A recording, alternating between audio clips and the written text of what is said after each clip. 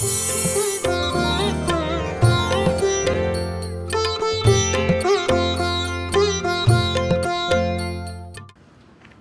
लक्ष्मी सुरेश्वर जी महाराज अष्टान्निका प्रवचन नाम का ग्रंथ का सर्जन करते हैं और उस अष्टान्निका प्रवचन ग्रंथ में कौन सा सब्जेक्ट लिया है।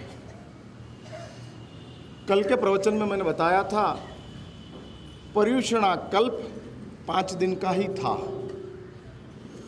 लेकिन ध्रुवसेन राजा के समय के बाद पर्युषणा कल्प में से पर्व में ट्रांसफर हुआ। 5 दिन का कल्प मीन्स आचार था और आचार साधु साध्वी जी भगवंतों के लिए ही होता था और इसके हिसाब से 5 दिन में पर्युषणा कल्प की बात चलती थी, जिस 5 दिनों में परमात्मा महावीर का जीवन साधु और साध्वी जियों के बीच में सुनाया जाता था और परमात्मा महावीर को ही पसंद किया है। तीर्थंकर चॉइस थे, लेकिन परमात्मा महावीर को ही पसंद करने के पीछे भी शास्त्रों का एक विज्ञान था। चॉइस से चॉइस तीर्थंकर देवों का जीवन है। जैसी भव यात्रा परमात्मा महावीर की चली है, वैसी सब तीर्थंकर देवों की भव यात्रा चली है। सम्यक दर्शन की प्राप्ति करने के बाद प्रत्येक तीर्थंकर देवों का भव की गिनती शुरू होती है और वो सम्यक दर्शन की प्राप्ति परमात्मा आदिनाथ को हुई। उसके बाद परमात्मा आदिनाथ के 12 भव चले। भगवान नेमनाथ को सम्यक दर्शन की प्राप्ति हुई, उसके बाद 9 भव तक परमात्मा नेमनाथ की भव यात्रा चली और ऐसे भव यात्रा की परंपरा चलती थी। लेकिन शास्त्रकारों ने ये सब तीर्थंकर देवों के जीवन को देखने के बाद, सब तीर्थंकर देवों का जीवन को समझने के बाद एक तीर्थंकर देव का जीवन को साधु और साध्वी जियों के बीच में जाहिर में विस्तार से और विस्तृत रूप से प्रदर्शित करने का प्रयास किया। क्यों किया? क्योंकि परमात्मा महावीर, फिर से मैं कहता हूं, अपने साथ मैच होने वाला कैरेक्टर है। साधु हो के साध्वी जी हो, संसारी लोगों से साधु और साध्वी जी महाराज का जीवन ज्यादा खतरे में है। आपके लिए खतरा है पापों का, हमारे लिए खतरा है भव भ्रमण का। संसार की यात्रा बढ़ती ही जाती है, बढ़ती जाती है। इधर ही आगे आएंगे। साध्वी लक्ष्मणा ने एक गलती किया और वो यदि गलती गिनी जाती है, साध्वी लक्ष्मणा की गलती गिनी जाती है, तो आप सब तो संसार में अपराध की भूमिका में हो। यदि साध्वी लक्ष्मणा की एक गलती से 80-24 का संसार बढ़ सकता हो। 80-24 मीन्स कितना समय? एक 24 इज इक्वल टू 10 कोटा कोटि सागरोपम। 10 कोड़ा कोड़ी सागरोपम मीन्स जिसमें सालों की कोई गिनती नहीं है, अरबों खरबों की संख्या का पार कर देते हैं। असंख्य काल, इन्फिनिट, जिसको आप गिन ना सको, इतना समय होता है। और वो 10 कोड़ा कोड़ी सागरोपम इज इक्वल टू एक अवसर्पिणी के एक उत्सर्पिणी होती है। और लक्ष्मणा साध्वी जी का कितना संसार बढ़ गया। ऐसी चॉइसी, एक चॉइसी में कितना समय लगता है? 10 कोड़ा कोड़ी सागरोपम। और चॉइस तीर्थंकर देवों की एक साइकिल पूरी कब होती है? जब 10 कोड़ा कोड़ी सागरोपम संपन्न होते हैं, तब चॉइस तीर्थंकर देवों की एक साइकिल पूरी होती है। और ऐसी कितनी चॉइसी? 80 मीन्स 800 कोड़ा कोड़ी सागरोपम। और 800 कोड़ा कोड़ी सागरोपम लक्ष्मणा की एक गलती, और उस गलती का परिणाम 800 कोड़ा कोड़ी सागरोपम तक संसार में भटकते रहो। साधु बनने वाले का एक लक्ष्य होता है, जल्दी से जल्दी संसार को समाप्त करना है। सुख का हो या दुख का हो, पाप का हो या पुण्य का हो, धर्म का हो या अधर्म का हो, संसार समाप्त कर देना है। धर्म का भी संसार मुझे नहीं चलाना है, नहीं चलाना है। मेरे सामने, शास्त्र में बताया कि साधु के सामने यदि दो ऑप्शन खड़े हो जाए और कोई तीर्थंकर देव या कोई ज्ञानी ऐसा कहे, तुझे इस भाव में मोक्ष भी मिल सकता है और परभव में महाविदेह भी मिल सकता है, साधु तेरी क्या कामना है? जो साधु होते हैं वो जवाब देते हैं, मोक्ष प्राप्त करना है, महाविदेह नहीं चाहिए। लेकिन महाविदेह में प्लस कितना? महाविदेह में सिमंदर मिलेगा, मुनि जीवन मिलेगा, धर्म साधना मिलेगी। नहीं, संसार में रहकर धर्म करना वो भी खतरा है। हाँ, ये जैन दर्शन का संशोधन है, जैन धर्म का। क्यों खतरा? भाई संसार में रहकर धर्म करने में खतरा क्या? आप लोगों की कोई दिमाग चलता है या नहीं चलता है? सब मैं बोलते रहता हूं और आप सुनते रहते हो। संसार में रहकर पाप करना वो तो खतरा बराबर है, दोषों का सेवन करना वो खतरा बराबर है, हाँ, विश्वासघात करना वो खतरा बराबर है। लेकिन शास्त्र कहते हैं कि संसार में रहकर और संसार में बैठने के बाद धर्म करना वो भी खतरा है। वाह, किस लिए? भाई आपको पूछ रहा हूं, कुछ कारण तो बोलो।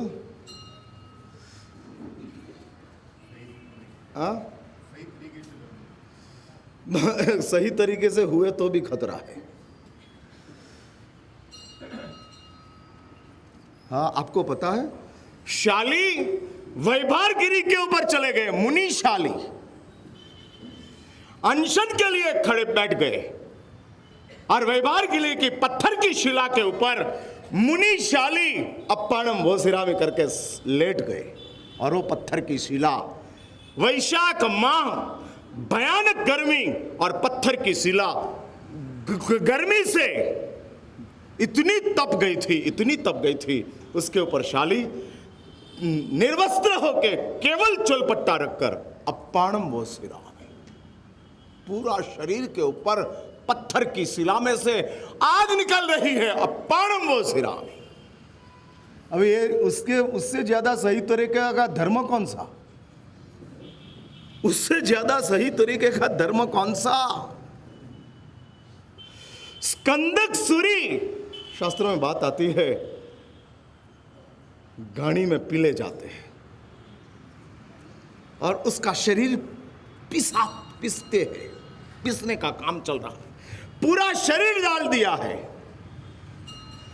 फ्लोरिंग मिल होती है और उसमें जैसी अनाज को पीसते हैं वैसे शरीर को पीस रहे हैं, पीस रहे। अरे भाई, इनसे ज्यादा सही धर्म क्या? और शास्त्रों ने लिखा, खंदक मरकर दुर्गति में गया और शाली काल धर्म को प्राप्त करके सर्वार्थ सिद्ध विमान में चले गए। संसार में धर्म भी करना खतरा है। क्यों? संसार का स्पॉट ही गलत है।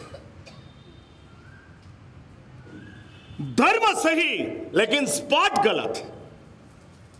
बियर बार में बैठकर आप दूध पीते हो, लोग क्या समझेंगे? हाँ, बियर बार में दूध पीते हो, लॉन्च पार्टी चलती है ना आपकी, हाँ, लॉन्च के अंदर बैठे हो और आप सिर्फ जूस पी रहे हो या तो दूध पी रहे हो, लेकिन दुनिया को क्या लगेगा? क्या एहसास होगा? अरे भाई, बियर बार में बैठा है, आप जानते हो कि मैं दूध पी रहा हूं, दुनिया तो कहेगी बियर बार में है, कुछ भी हो सकता है, संशय खड़ा हो जाते हैं। वैसा शास्त्र में कहा, संसार में हो, हाँ संसार में हो, हाँ वो बियर बार है, धर्म करते हो, फिर भी धर्म सही तरीके से होने के बाद भी खतरा है। शास्त्रों ने कहा धर्म सही तरीके से किया, हाँ शाली ने सही तरीके से धर्म किया, लेकिन उसमें राग प्रकट हो गया, छोटा सा राग प्रकट हो गया, सर्वार्थ सिद्ध विमान। और स्कंदक सूरी ने तिरस्कार पैदा किया, दुर्गति। छोटा सा तिरस्कार है, कोई बड़ा तिरस्कार नहीं है। इसलिए संसार में रहकर कुछ भी करना खतरा है। हाँ, आप सब डेंजरस जोन में हो, मैं भी साथ में। हाँ, हम सब एक डेंजरस जोन जिसको कहते हैं, इलेक्ट्रिक के पोल के ऊपर लिखते हैं ना खतरा, दिखते हैं ना, आप दिखते हो ना, हम तो विहार में बार बार दिखते हो। हाँ, बड़ा पोल होता है, ट्रांसफार्मर होता है, और ट्रांसफार्मर के ऊपर पैक करके बराबर सील करके उधर लिखा होता है, और रेड में लिखा है खतरा। 450 मेगावाट की बिजली उसमें से जा रही है। वैसा आपका समग्र संसार के ऊपर एक बोर्ड लगा है, खतरा। हाँ, you are all in dangerous zone, सावधान।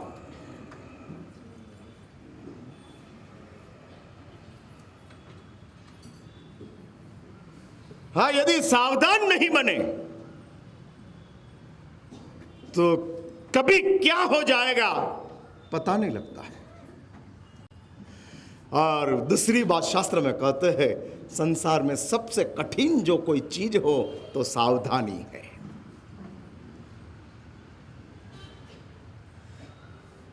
और ये सावधानी कब अपने पास में से सरक जाती है पता नहीं लगता है। सबसे कठिन सावधानी है, सबसे सेंसिटिव सावधानी है। आना भी कठिन, टिकना भी कठिन। क्यों? सबसे कठिन है कहां रखना, सावधानी कैसे रखना, कैसे रखना। कुछ न कुछ तो फीलिंग्स आती ही है, कुछ न कुछ। कोई मेरे पास आते हैं और अपने संसार की कुछ दुख की बात बताते हैं तो मुझे भी अंदर से फीलिंग होती है। मैं इतना सावधान नहीं रहता हूं और मुझे भी अंदर से होता है कि बेचारा कैसी स्थिति में चला गया, क्या हुआ, और वो मुझे भी ये होता है। और शास्त्रों ने कहा इतना होना वो भी सावधानी से छोड़ने की बात है। हाँ, इतना होना, इफेक्ट होना, 0.1% इफेक्ट होना।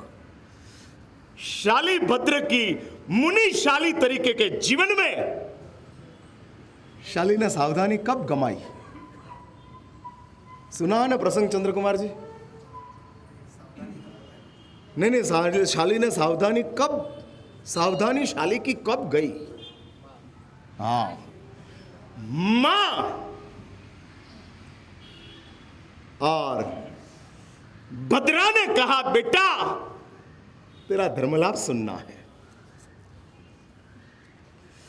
और तू धर्मलाभ दे दे, बस धर्मलाभ दे दे। और बेटा ने अपनी मां की आवाज सुनी और सावधानी में से थोड़े फिसल गए। मैंने मांसखमन करना आसान है, अनशन करना आसान है। हाँ, जिस महात्मा अनशन कर सकते हैं, अनशन, हाँ, वो अनशन करके बैठ जाते हैं, वो महात्मा के जीवन में सावधानी के समय में कुछ इधर उधर हो जाते हैं। संवेदना और सावधानी दोनों साथ में रहना बहुत कठिन है। हाँ, बहुत कठिन है। और शाली के ऊपर संवेदना का ऐसा एक प्रभाव आया कि जिस प्रभाव की वजह से शाली ने अपनी सावधानी को जरा थोड़ी सी छोड़ी, क्योंकि अनशन है, किसी के सामने नहीं देखना है, सिर्फ तेरी आत्मा के ऊपर ध्यान रख और तेरी आत्मा को जागृत रख। अनंत अनंत पाप कर्म को खत्म कर, वही तेरा काम है और कोई तेरा काम नहीं है। सिर्फ उनके ऊपर कंसंट्रेशन है, सिर्फ अपनी आत्म तत्व के ऊपर, असंख्य आत्म प्रदेशों के ऊपर। सावधानी का मीनिंग है अपनी असंख्य आत्म प्रदेशों के ऊपर ही कंसंट्रेट हो जाना, कंसंट्रेट। चेष्टा परस्य वृत्तांते मुकांध बधिरोपमा उत्साह स्वगुणाभ्यासे दुस्थस्येव धनार्जने। यशु जी महाराज अध्यात्म सार में ये श्लोक बताकर कहते हैं सावधानी क्या होती है, चेष्टा परस्य वृत्तांते मुकांध बधिरोपमा। दूसरी तमाम दूसरों की प्रवृत्ति, जितनी दूसरों की प्रवृत्ति चल रही है, वो तमाम प्रवृत्तियों में जो मूक, अंध और बधिर, मैंने कान से सुनता नहीं है, आंखों से देखता नहीं है, जीभ से बोलता नहीं है, तीन चेष्टा जिसकी समाप्त हो गई है, उसको शास्त्र में कहते हैं सावधानी। और शाली अनशन में थे, मां आई 32 पुत्र वधुओं को लेकर आई,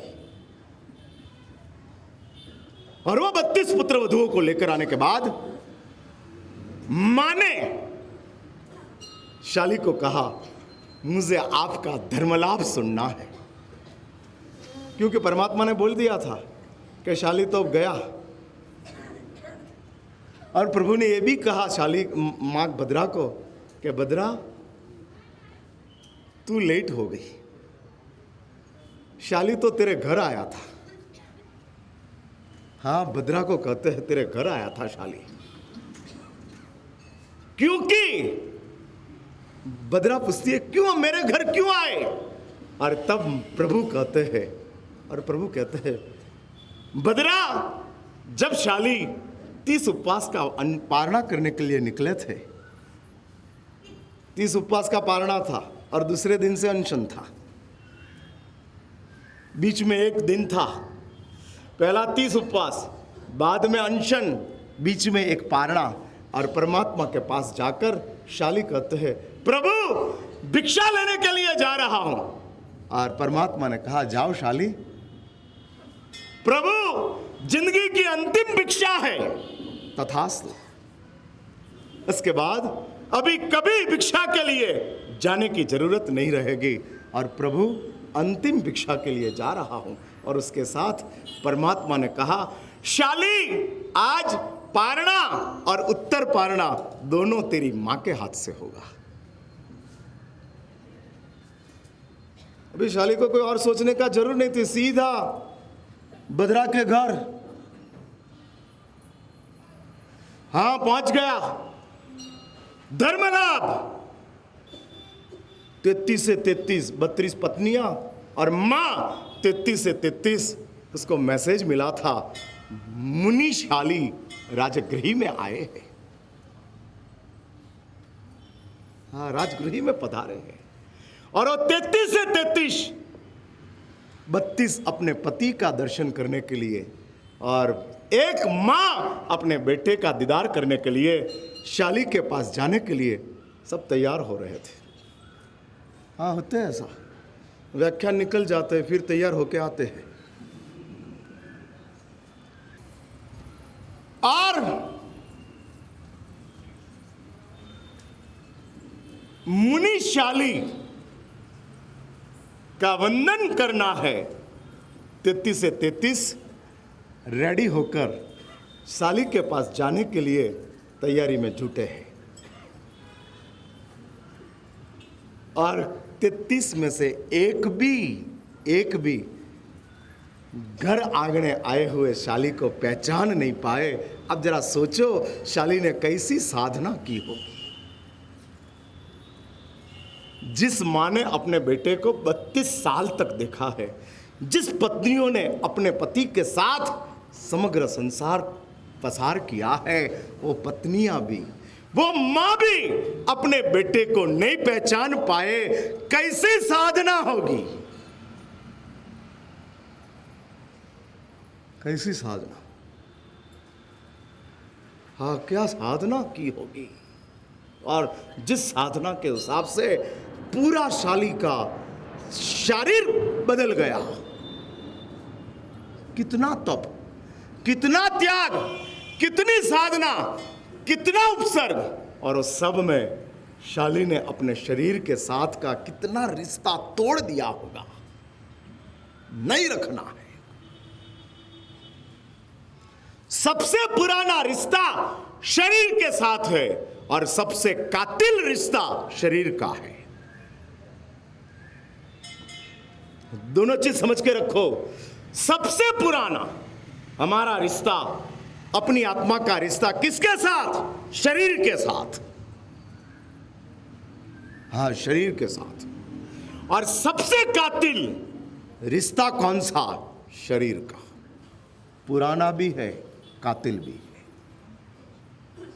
अरे शरीर के साथ रिश्ता शाली ने तोड़ दिया।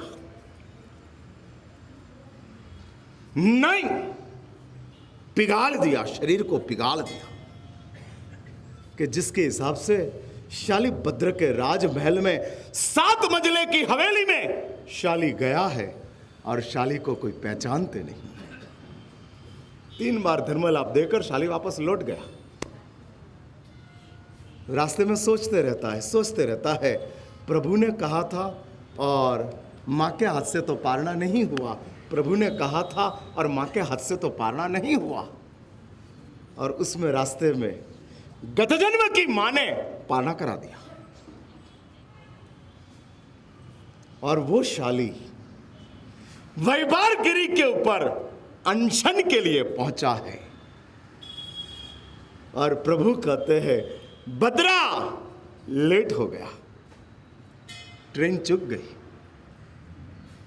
अभी तू शाली को देख सकती है, शाली से बात नहीं कर पाएगी। और भद्रा पागल हो जाती, मेरा बेटा मुझे धर्मलाभ भी नहीं देंगे, मुझे धर्मलाभ मेरे बेटे के मुंह से सुनना है। और शाली के सामने भद्रा रोती है और उसमें संवेदना आई, सावधानी गई। संवेदना और सावधानी, शास्त्रों ने लिखा है। थोड़ी और सूक्ष्म बात में बता दूं, शास्त्र कहते हैं सावधानी से कर्म का नाश होता है, संवेदना से कर्म का बंध होता है। अब ये संवेदना पुण्य कर्म का बंद कराती है, कोई संवेदना पाप कर्म का बंद कराती है। तिरस्कार की संवेदना पाप कर्म लाएगी और सद्भाव की संवेदना पुण्य कर्म लाएगी। लेकिन कर्म का आना वही संसार का आयुष्य है। संसार जीता किसके ऊपर है? आपकी क्रिया के ऊपर, आपके परिवार के ऊपर, आपके व्यवसाय के ऊपर नहीं, सिर्फ अपने कर्म के ऊपर संसार जीता है। इसलिए संसार का प्राण वायु जो कोई हो तो केवल कर्म है। आत्मा के लिए कर्म कार्बन डाइऑक्साइड है, संसार के लिए कर्म ऑक्सीजन है। अभी हम कितने कम नसीब है, हाँ हम कितने कम नसीब है, हमारे पास प्राणवायु है ही। हाँ, कर्म हमारी लाइफ में प्रवेश करता है और आत्मा के लिए वो कर्म क्या बन जाता है? कार्बन डाइऑक्साइड मीन समझे ना आप? जो खराब सांस है उसको कार्बन डाइऑक्साइड कहते हैं। हम लेते हैं वो क्या है और हम छोड़ते हैं वो क्या है? बराबर पता है। नहीं तो हम इतना ही मानते हैं, हम लेते हैं वो हमारा है, छोड़ते हैं वो दूसरे का है। हम इतना ही मानते हैं, जो जेब में आया वो अपना, दूसरा सब भगवान का। हाँ, बाप ने लड़के को कहा कि बेटा कहाँ जा रहा है? और बेटा ने कहा कि इधर से आधे किलोमीटर दूर हनुमान जी का मंदिर है, दर्शन के लिए जा रहा। और तब बाप ने कहा बेटा मेरा एक काम करेगा, उधर जाते हो तो एक काम करना, हनुमान के मंदिर जा रहा है, ये 5 रुपये का कॉइन देता हूं, मंदिर में डाल देना।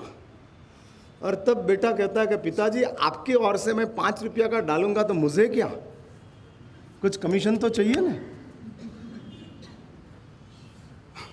कमीशन के बिना इंटरेस्ट नहीं जगता है, हाँ नहीं जगता है, चाहिए। स्वामी वात्सल्य के बिना की मेंबरशिप नौत के दिखाओ मुझे आप, एक भी स्वामी वात्सल्य नहीं रखेंगे, मेंबर फी देनी पड़ेगी। हाँ तय कर लो, नहीं कमीशन चाहिए, कुछ भी नहीं चलता है। ठीक है बेटा, तू मेरी ओर से 5 रुपया डालेगा, ये दूसरा 5 रुपया तू रख लेना। 10 लेकर निकला। अभी छोटा बच्चा रास्ते में खेलते खेलते जाता था, कॉइन एक के ऊपर एक उछालते जाता था और चलता था, उछालते, उसमें से हाथ में से कॉइन सरका और नाली में चला गया।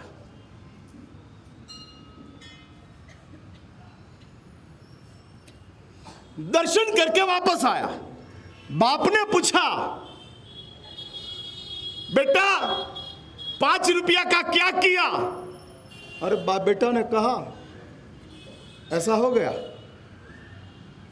नाली में चला गया। तो तूने निकाला नहीं? नहीं। तो तेरे पास जो 5 था उसका तूने डाल दिया? नहीं, वो तो मेरा था। तो बाकी का 5 भगवान को देने का था, उसका क्या? और बाप बेटा कहता है कि भगवान तो अंतर्यामी है, कहीं से भी ढूंढ लेंगे। मुझे ढूंढने में तकलीफ है, भगवान को तो पता लग जाएगा, जब जरूर होगी हनुमान जी को तब ढूंढ लेंगे। आपको इतना तो पता है कि जो छोड़ते हैं वो कार्बन डाइऑक्साइड है और जो लेते हो वो ऑक्सीजन है। इसलिए एक बात समझ के रखो, इधर अभी टीप फंड फाड़ा उछामणी चढ़ावा सब चलेगा, बराबर ना? चलेगा ना भैरमल जी? 8 दिन को इन लोगों के लिए संघ चलाने की व्यवस्था के लिए है। यह पर्युषणा पर्व भूतकाल में आत्मकल्याण के लिए था।